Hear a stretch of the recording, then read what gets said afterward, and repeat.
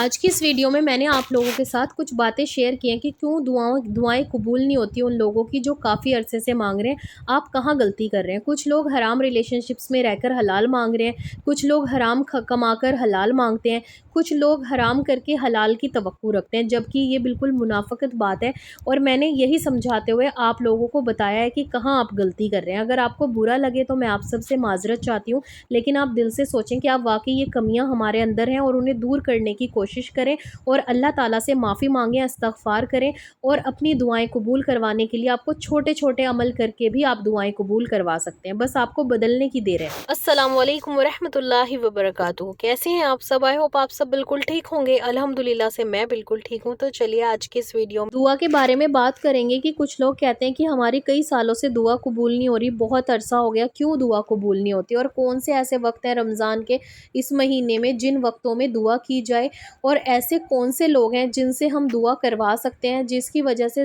جلدی دعا قبول ہو جائے۔ وہ چاہے دعا کوئی بھی ہو سکتی ہے، آپ کی شادی کی، آپ کے بچوں کے لیے، یا پھر آپ کو بچے چاہیے، اگر کسی کے پاس اولاد نہیں ہے تو، اور کسی نے بزنس شروع کرنا ہے، کسی کی جاب نہیں ہے، کسی کو اپنی لائف میں سکسیس ہونا ہے، آپ کا کوئی بھی مسئلہ ہو سکتا ہے، کسی کو پاسٹ کا ڈر ستا رہا ہے، آپ اس کے لیے دعا کر رہے ہیں، آپ کو کسی کو بھولنا ہے، موو آن کرنا ہے، کسی بھی طریقے کی دعا ہو سکتی ہے، وہ آپ کو اور آپ کے اللہ کا میٹر ہے کہ آپ اللہ تعالیٰ سے کیا مانگ رہے ہیں۔ اچھا، کئی لوگوں کو لگتا ہے کہ اللہ آپ سے محبت نہیں کرتا ہے نا، وہ اس کویشچن کا بھی جواب میں اس میں ہی دوں گی۔ اور کچھ لوگ کہتے ہیں کہ ہم نے حرام ریلیشن شپ چھوڑ دی لیکن پھر بھی اللہ ہماری دعا قبول نہیں کر رہا۔ تو ان سارے کویشچن کے اس ویڈیو میں آپ کو جواب بھی ملیں گے انشاءاللہ۔ اور آج کا چیلنج بہت زیادہ خوبصورت ہے، ایسی خاص دعائیں بتاؤں گی جن کو پڑھنے سے آپ کی دعا بھی قبول ہوگی اور انشاءاللہ آپ اللہ تعالیٰ کے نیک بندوں میں شامل ہو جائیں گے۔ جی ہاں، دعا بھی قبول ہوتی ہے ان دعاؤں سے، اور آپ کے گناہ بھی معاف ہوتے ہیں، آپ کی مغفرت بھی ہوتی ہے، اور زیادہ سے زیادہ ان دعاؤں کا ورد کرنے سے آپ اللہ کے نیک بندوں میں شامل ہو جاتے ہیں۔ اور یہ وہ دعائیں ہیں جو ہمارے نبیوں نے پڑھی ہے، میں نے پہلے بھی آپ لوگوں کے ساتھ شیئر کری ہے، پر آج ان کو پڑھنے کا طریقہ بتاؤں گی اور آپ کو یہ بھی بتاؤں گی کہ کب آپ کو کون سی دعا اور کس طریقے سے پڑھنی چاہیے۔ اور آج کی ویڈیو میں شروع میں ہی ہم سب کے لیے دعا کروائیں گے، کیونکہ میں نے کل سب سے پرومس کیا تھا انشاءاللہ آج 15 روزہ ہے، اور آج ہم سب کے لیے زیادہ سے زیادہ دعا کریں گے اور زیادہ سے زیادہ لوگوں کے کمنٹس میں اس ویڈیو میں ایڈ کروں گی۔ اور آج کی ہماری پہلی دعا ہے، یہ لکھتی ہیں السلام علیکم آپی، دعا میں یاد رکھنا شبینہ انصاری کو، اللہ پاک صحت دے اور میں ایگزام میں پاس ہو جاؤں۔ اور ماشاءاللہ سے یہ کچھ ٹائم سے میرے چینل پر ایکٹیو نہیں ہے، بٹ یہ الحمدللہ ہر ویڈیو کے نیچے کمنٹ کرتی تھی اور میں نے پہلے بھی ان کے لیے کافی دعائیں کروائی ہیں، تو آپ سب پلیز ان کو اپنی دعا میں یاد رکھیں۔ جو انسان ہر ویڈیو میں کمنٹ کر رہا ہو اس کو دعاؤں کی کتنی ضرورت ہوگی، اور ہمارے بیچ میں کون ایسا ہے جو اللہ کے بہت قریب ہے، اللہ کا بندہ ہے، ہمیں نہیں پتہ، تو ہمیں ایک دوسرے کے لیے دعا ضرور کرنی چاہیے۔ آپ شبینہ کے لیے ضرور دعا کیجیے۔ نیکسٹ دعا ہے شبانہ کے لیے۔ شبانہ نے لکھا ہے کہ میری ویڈیو جلدی نہیں دیکھ پاتی، لیکن انہوں نے استغفر اللہ کا ایک چیلنج کیا تھا جس کی وجہ سے ان کا رات کا چین اور سکون کھو گیا تھا، لیکن استغفار پڑھنے کے بعد ان کو وہ سکون واپس مل گیا۔ ان کو ایسے لگتا ہے کہ اب ایسا سکون آ گیا کہ ٹینشن جیسے کوئی تھی ہی نہیں۔ پلیز آپ ہی میرے لیے ویڈیو میں دعا کیجیے گا کہ جو بھی میری مشکل ہے اللہ تعالیٰ آسان کر دے اور میں تہجد گزار بن جاؤں، آمین۔ اللہ تعالیٰ آپ کو تہجد پڑھنے والا بنائے، 5 وقت کا نمازی بنائے، اور آپ کی جو بھی مشکل ہے اس کو آسان کرے۔ آپ سب بھی شبانہ کے لیے ضرور دعا کیجیے گا۔ اور نیکسٹ ہماری دعا ہے، یہ انہوں نے اپنا نام نہیں لکھا، بس انہوں نے پہلے تو مجھے بہت اچھے سے موٹیویٹ کیا ہے، اس کے بعد انہوں نے لکھا ہے کہ آپ ہی پلیز ہمارے لیے دعا کیجیے گا ویڈیو میں کہ اللہ سبحانہ و تعالیٰ اس رمضان میں اللہ پاک ہمیں اولاد کی خوشی دے، نیک صالح اولاد عطا کر دے، لمبی زندگی والی، آمین ثم آمین۔ اللہ تعالیٰ آپ کو جلد سے جلد نیک اور صالح اولاد والا بنائے اور اللہ تعالیٰ آپ کی دعا کو قبول کرے۔ آپ بھی سورہ بقرہ کی تلاوت کریں اور استغفار پڑھیں۔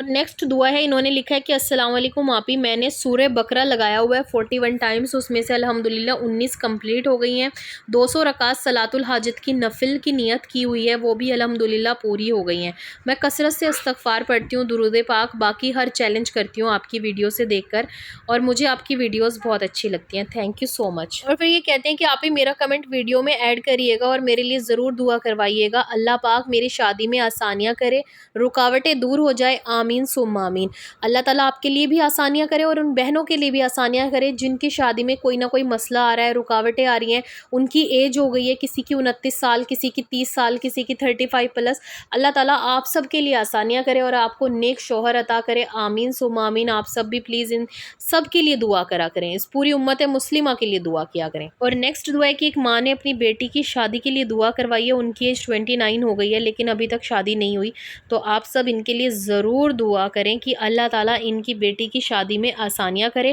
اور جلد سے جلد انہیں نیک شوہر عطا کرے اللہ تعالیٰ، اور جلد سے جلد شادی ہو جائے، آمین ثم آمین۔ اور نیکسٹ دعا ہے، یہ لکھتی ہیں السلام علیکم آپی۔ وعلیکم السلام، آئی ہوپ آپ خیر سے ہوں گی، اللہ آپ کو ہمیشہ خوش رکھے۔ تھینک یو سو مچ دعا کے لیے آپی، آپ ویڈیو میں میرے لیے دعا کروا دیں کہ میری دعا قبول ہو جائے۔ میں اللہ سے بہت وقت سے مانگ رہی ہوں، اللہ مجھے وہ عطا کر دے، میرے ساتھ ساتھ میرے ہر مسلمان بھائی بہن کی نیک اور جائز دعا کو قبول فرمائے اس ماہ رمضان کے صدقے میں، آمین ثم آمین۔ اللہ تعالیٰ آپ کی بھی مشکل آسان کرے اور ہر مسلمان کی مشکلوں کو آسان کرے، اور اس ماہ رمضان کے صدقے میں اللہ تعالیٰ ہم سب کی دعاؤں کو قبول فرمائے، آمین ثم آمین۔ ہم سب کی عبادتوں کو قبول فرمائے اور اللہ تعالیٰ ہم کو سچا اور نیک مسلمان بننے کی توفیق عطا کرے، دوسروں کی ہیلپ کرنے والا بنائے اور دوسروں کے ہر مسئلے میں کھڑے ہونے والا بنائے، مسئلے مطلب اگر ان کو کوئی پریشانی ہو تو۔ اب لاسٹ میں دعا والا ہی کمنٹ میں نے جان پوچھ کر ایڈ کیا ہے تاکہ آپ لوگوں کو سمجھا سکوں۔ سب سے پہلے تو میں آپ کو یہ بتانا چاہتی ہوں کہ رمضان کے اس بابرکت مہینے میں کون کون سے ایسے وقت ہیں جب آپ کی دعا قبول ہو سکتی ہے، ٹھیک ہے۔ سب سے پہلی بات تو یہ ہے کہ اس رمضان کا ہر وقت ہر گھڑی بہت زیادہ قیمتی ہے۔ آپ ماہ رمضان کے کسی بھی وقت میں جو بھی دعا کریں گے وہ انشاءاللہ وہ قبول ہوگی، کیونکہ آپ روزے سے بھی ہوتے ہیں، آپ نمازیں بھی پڑھ رہے ہوتے ہیں، آپ جھوٹ بھی نہیں بول رہے ہوتے، آپ ٹی وی سے، میوزک سے، ہر چیز سے دور ہوتے ہیں اور آپ اللہ تعالیٰ کے بہت زیادہ قریب ہونے کی کوشش کر رہے ہوتے ہیں۔ ہر انسان زیادہ سے زیادہ عبادت کرنے کی کوشش کر رہا ہے، آپ لوگ استغفار پڑھ رہے ہیں، درود پاک پڑھ رہے ہیں، روزے رکھ رہے ہیں، پھر آپ وضو زیادہ تر با وضو ہوتے ہیں، ہے نا، ہم 5 وقت وضو کر کے نماز پڑھ رہے ہیں، یا پھر نارملی ہمیں قرآن پاک پڑھنا ہوتا ہے تب بھی ہم با وضو ہوتے ہیں۔ تو یہ سب سے بیسٹ وقت ہے کہ ہم ہر وقت اللہ سے دعا کریں، چاہے ہم کھانا بنا رہے ہوں، دوسروں کی خدمت کر رہے ہوں، دوسروں کے لیے کام کر رہے ہوں، ہم کوئی چیریٹی کر رہے ہوں، یا پھر ہم کسی کی افطاری کرا رہے ہوں، کسی کو سحری کھلا رہے ہوں، ہم کچھ بھی کر رہے ہوں، کیونکہ اس ماہ رمضان میں ہر نیکی کا اجر اللہ تعالیٰ نے 70 گنا بڑھا دیا۔ آپ کسی ایک آدمی کو کھانا کھلائیں 70 گنا ثواب ملے گا، آپ کسی کو 1 روپیہ دیں تو آپ کو 70 گنا ثواب ملے گا، آپ کسی ایک انسان کی ہیلپ کریں آپ کو 70 لوگوں کی ہیلپ کرنے کا ثواب ملے گا۔ اگر آپ 2 رکعت نفل بس شکرانہ یا پھر توبہ کی یا نارمل نفل بھی پڑھ لینا تو اس کا ثواب آپ کو فرض نماز کے برابر ملے گا، اور ایک فرض نماز جیسے 4 رکعت آپ نے پڑھی تو اس کو 70 گنا آپ کر لیں، ٹھیک ہے نا، آپ کو 70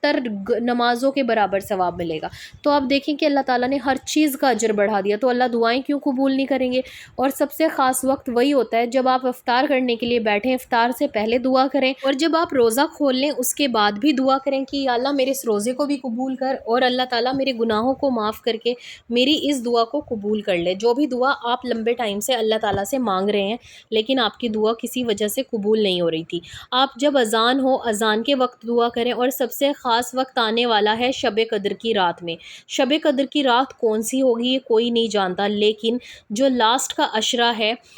جسے کہتے ہیں نا نجات کا عشرہ، نجات مطلب یہ نہیں ہے کہ صرف جہنم کی آگ سے نجات پانی ہے، قبر کے عذاب سے نجات پانی ہے، آپ دنیا کے کسی بھی مشکلات سے نجات پانے کے لیے اس وقت آپ دعا کر سکتے ہیں۔ آپ اللہ تعالیٰ سے آخری عشرے میں خوب دعائیں کریں، اور یہ مغفرت کا عشرہ چل رہا ہے تو اس میں بھی آپ بہت ساری دعائیں کر سکتے ہیں۔ آپ 21ویں رات میں، 23ویں رات میں، 25ویں رات میں، 27ویں رات میں، 29ویں رات میں خوب دعائیں کریں، انشاءاللہ آپ کی دعا ضرور قبول ہوگی۔ اور جمعے کے دن خاص کر عصر اور مغرب کے بیچ میں دعائیں کریں، اور فرض نمازوں کے بعد دعائیں کریں، سجدے میں دعائیں کریں، تہجد کے وقت اسپیشلی دعائیں کریں۔ یہ سارے وقت وہ ہیں جب آپ دعا کر سکتے ہیں، اور رمضان کے کسی بھی ٹائم میں آپ دعا کرتے ہیں تو آپ کی دعا کے چانسز قبول ہونے کے زیادہ ہیں، کیونکہ یہ مہینہ رحمتوں والا مہینہ ہے، برکتوں والا مہینہ ہے، اللہ کا پسندیدہ مہینہ ہے، اور ہم بھی ویسے ہی بن جاتے ہیں جیسے اللہ تعالیٰ نے ہمیں زندگی گزارنے کے لیے کہا ہے۔ تو زیادہ سے زیادہ دعائیں ان وقتوں میں کریں۔ اور آج کا ہمارا چیلنج کچھ خاص دعاؤں کے ساتھ ہوگا۔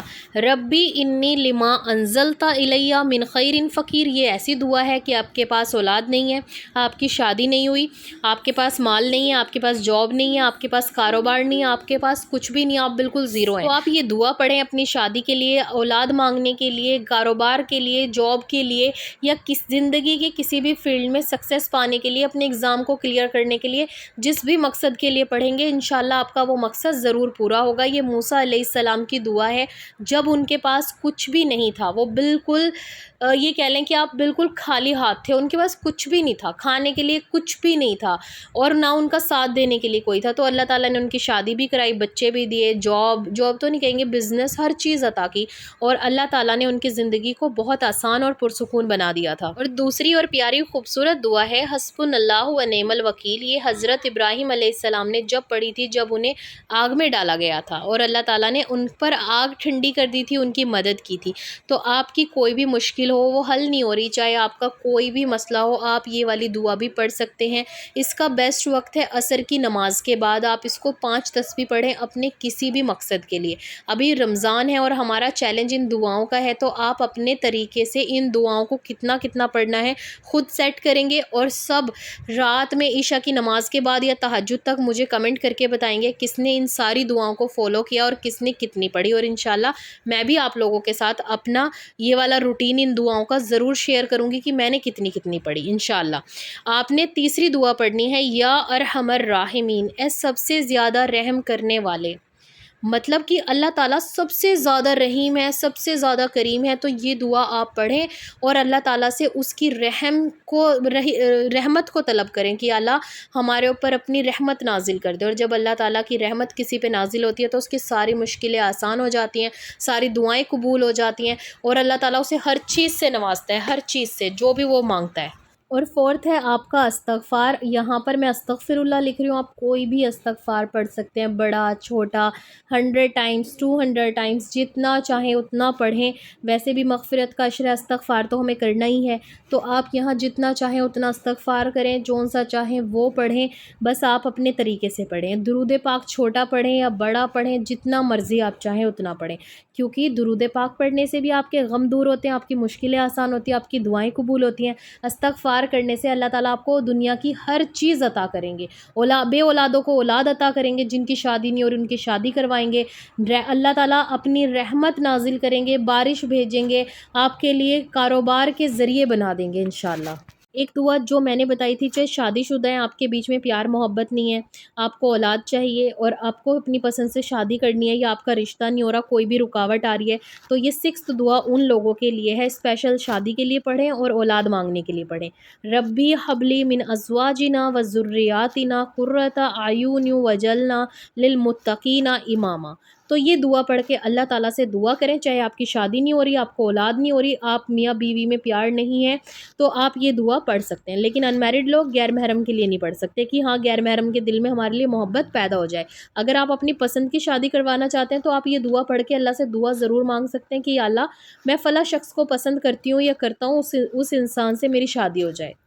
اور یہ دعا لڑکے بھی پڑھ سکتے ہیں اور لڑکیاں بھی پڑھ سکتی ہیں۔ اب بات کرتے ہیں ان لوگوں کی جن لوگوں کی دعائیں قبول نہیں ہو رہی، 10 سال سے، 5 سال سے، 6 سال سے، 7 سال سے، 3 سال سے۔ سب سے پہلی بات تو یہ ہے کہ کچھ لوگ حرام کر کے حلال کی فکر میں لگ جاتے ہیں، حرام میں ہوتے ہیں لیکن حلال مانگ رہے ہوتے ہیں، جیسے کہ کچھ لوگ حرام ریلیشن شپس میں ہوتے ہیں لیکن وہ اپنے نکاح کی دعا کر رہے ہوتے ہیں، جبکہ یہ بالکل منافقت بات ہے کہ اللہ تعالیٰ آپ کی دعا کیسے قبول کرے گا جب آپ نے اس کے لیے حرام ہی نہیں چھوڑا۔ اللہ تعالیٰ سے دعا مانگنا کافی نہیں ہوتا، دعا ایک عبادت ضرور ہے، لیکن اس کے لیے اپنے اعمال بھی آپ کو اچھے کرنے پڑیں گے، آپ کو ویسا بننا پڑے گا جیسا آپ کو اللہ نے کہا ہے۔ سب سے پہلی بات تو یہ کہ جو لوگ حرام ریلیشن شپس میں ہوتے ہیں، دیکھیں کسی غیر محرم سے بات کرنا، اس کے ساتھ چیٹ کرنا، اس کے ساتھ تعلق رکھنا آج آپ لوگوں کو ایک نارمل بات لگتی ہے، اور آپ لوگ سوچتے ہیں کہ ہم تو نکاح کی نیت سے کر رہے ہیں، جبکہ یہ صرف سب سے بڑا دھوکہ ہے، اپنے آپ کو دھوکہ دینا کہ ہم تو نکاح کے لیے کر رہے ہیں، شوہر بن جانا ہے، شوہر سے پہلے وہ آپ لوگوں کے لیے غیر محرم ہے۔